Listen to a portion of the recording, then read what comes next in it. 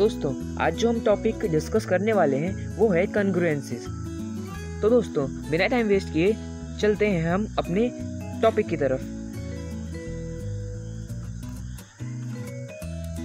तो दोस्तों कॉन्ग्रुएंसीज में जो हम स्टैंडर्ड फॉर्म लिखते हैं वो होता है A congruent to B mod N. दोस्तों यहाँ पे ये जो बीच में कॉन्ग्रुएंट जो हमने बोला, इस सिंबल को हम इक्विवेलेंट के लिए इस्तेमाल भी करते हैं, लेकिन अभी इस केस पे हम इसे कॉन्ग्रुएंट के फॉर्म में इस्तेमाल करेंगे।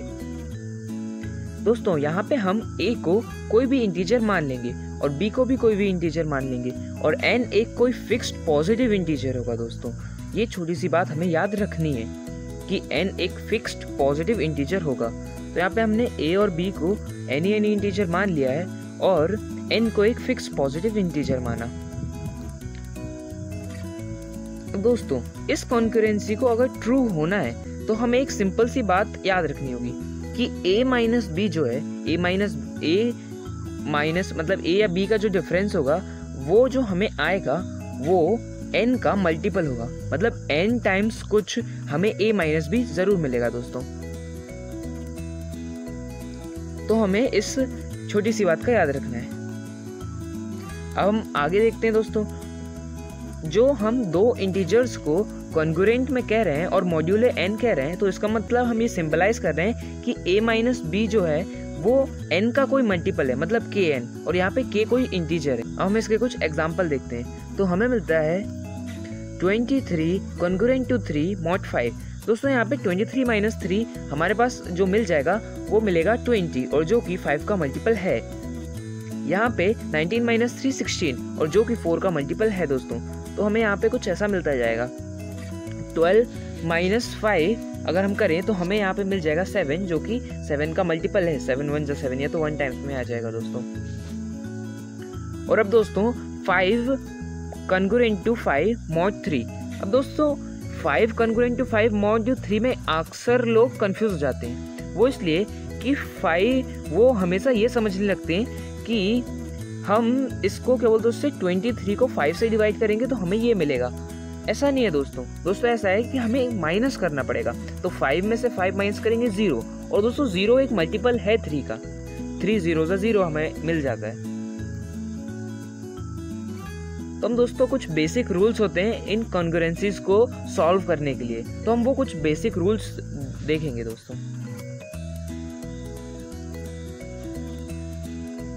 तो जो सम इम्पोर्टेंट रूल्स हैं जब हम सॉल्व करते हैं कॉन्ग्रुएंसीज को, तो पहला रूल जो हमें मिल जाता है, बहुत ही आसान सा रूल है दोस्तों, कि अगर हमें कहा गया है कि a congruent to b mod n और b, तो हमें मिल जाता है कि b congruent to a mod n। दोस्तों ये काफ़ी आसान है कि इसमें नेगेटिव और पॉजिटिव का ही बस खेल है। तो एक छोटा सा एग्जाम्पल से हम इसे ले लेते हैं कि 17 माइनस 3 मॉड 7। दोस्तों 17 में से अगर 3 माइनस कर दें तो हमें मिल जाएगा 14, और 14 7 का मल्टीपल है।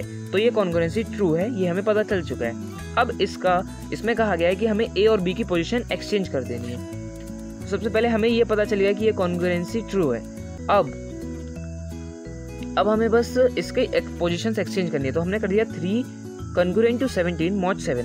दोस्तों ये भी ट्रू है, क्योंकि 3 में से अगर 17 माइनस करेंगे तो हमें -14 मिलेगा, और -14 7 का मल्टीपल है, क्योंकि -14 डिवाइडेड बाय 7 -2 आता है हमें, और -2 एक इंटीजर है। याद कीजिए दोस्तों कि एक इंटीजर होना चाहिए। तो यहाँ पे -14 एक इंटीजर हमें मिल जाता है। अब सेकेंड रूल। तो दोस्तों सेकेंड रूल कहता है कि अगर a congruent to b mod n है और b congruent to c mod n है, मतलब a कॉन्ग्रुएंट टू b और b congruent to c mod n दोनों तरफ है। दोस्तों तो हमें मिल जाता है कि a congruent to c mod n, ऐसा हमें मिल जाता है। दोस्तों अब अगर हम इसका कोई एग्जांपल देखें तो हमें मिल जाता है कि 19 कॉन्ग्रुएंट टू 11 मॉड 4। तो 19 में से अगर 11 माइनस करेंगे दोस्तों तो 8 आएगा, जो कि 4 का मल्टीपल है। यहीं पे अगर हम एक और देखते हैं कि 11 कॉन्ग्रुएंट टू 3 मॉड 4। अब यहाँ पे 11 में से 3 माइनस करेंगे दोस्तों तो हमारे पास 8 मिलेगा, और 8 एक 4 का मल्टीपल है। तो दोस्तों हमें ये भी मिल जाएगा कि 19 कॉन्ग्रुएंट टू 3 मॉड 4। 19 में से जब हम 3 सब्ट्रैक्ट करेंगे दोस्तों तो हमें एक मल्टीपल मिलेगा 4 का और वो होगा 16। तो ऐसे करके हम दोस्तों 2 रूल तो हमें ये हो गए।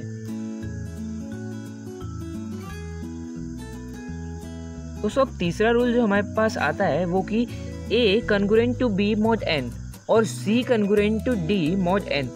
उसमें यहाँ पे हमें 4 अलग अलग मिले। तो अब हम क्या करेंगे, इनको LHS और RHS के बेसिक पे ऐड और मल्टीप्लाई करेंगे दोस्तों।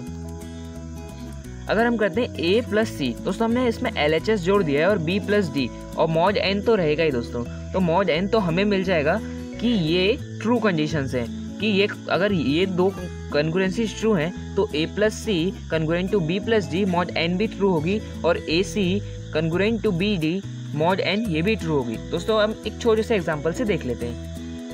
हमारे पास एक इक्वेशन दिया हुआ है 7 कॉन्ग्रुएंट टू 2 मॉड 5। दोस्तों 7 कॉन्ग्रुएंट टू 2 आप देख सकते हैं, 7 में से 2 गया तो 5 बचा और 5 एक 5 का मल्टीपल है। और यहाँ पे 13 कॉन्ग्रुएंट टू 3 मॉड 3। 13 में से 3 माइनस करेंगे दोस्तों तो हमें यहाँ पे मिल जाएगा 10 और जो कि एक 5 का मल्टीपल है।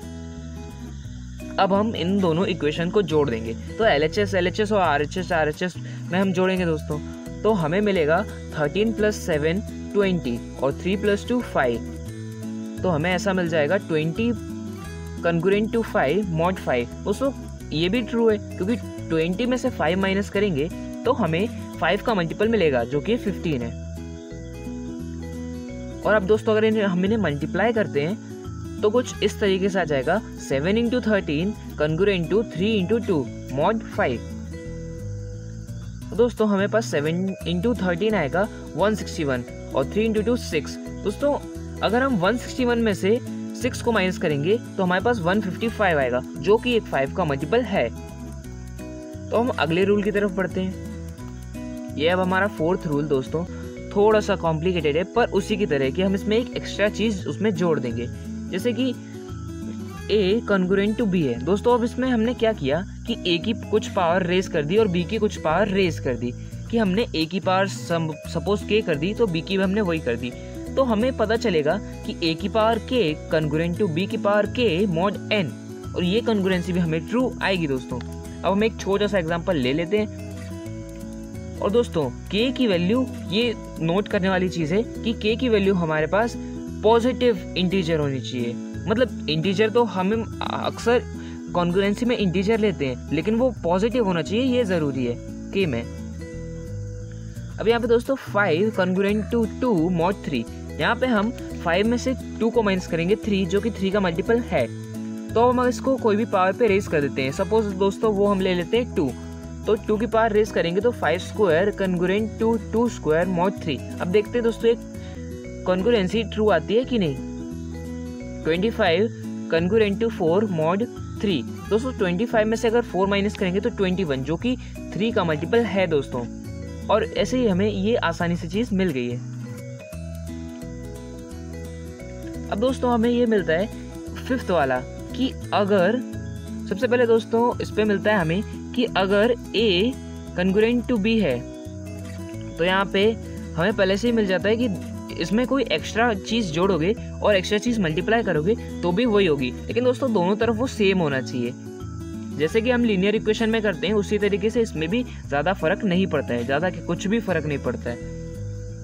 अब एक छोटे से एग्जाम्पल से देख लेते हैं कि अगर हम 7 कॉन्ग्रुएंट टू 2 मॉड 5 लेते हैं और दोनों तरफ हम 3 को जोड़ देते हैं तो 7 प्लस 3 10 हो जाएगा और 2 प्लस 3 5 हो जाएगा।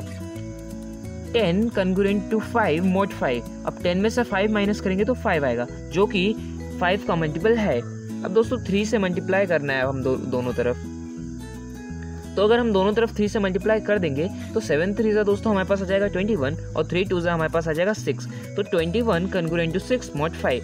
दोस्तों 21 में से अगर 6 माइनस करें तो हमें मिल जाता है 15 जो कि फिर से हमें 5 का मल्टीपल मिल गया दोस्तों।